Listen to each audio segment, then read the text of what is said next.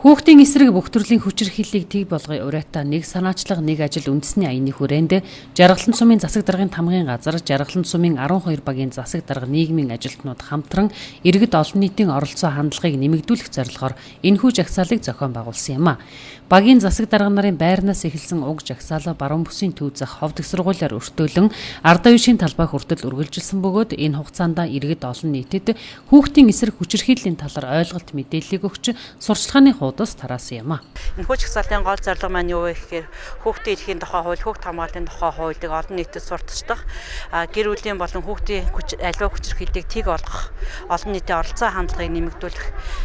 гол зорилготойгоор зохион байгуулагдсан юм а. Монгол улсад 2008-аас 2012 онд 1589 хүчирхийллийн гэмт хэрэг бүртгэгдэж 1092 иргэн хүнд болон хөнгөн хэлбэрээр гэмтэл авч 61 хүн амиа алдаж 53 хүн бэлгийн хүчирхийлэлд өртөн 7 хүн амиа орлоход хүрсэн. 2016 оны эхний 9 сарын байдлаар хүүхдийн 108 дуудлагын утсанд 50000 дуудлага бүртгэгдсэн бөгөөд 7 хоногийн 3-аас 6 дуудлага нь ихэвчлэн гэр бүлийн орчинд үйлдэгдэж байгаа хүчирхийлэлтэй холбоотой дуудлага байдаг байна. Хүүхэд хүчирхийлэлд өртөж эрхэн ноцтойгоор зөрчигдөж байгаа асуудал манай аймагт ч бүртгэгдсээр байгаа бөгөөд үүнийг багасгах улмаар таслан зогсооход хүн бүрийн үүрэг оролцоо чухал байгаа учраас Жаргалан сумын засаг даргын тамгын газраас энэхүү жагсаалыг зохион байгуулсан юм а.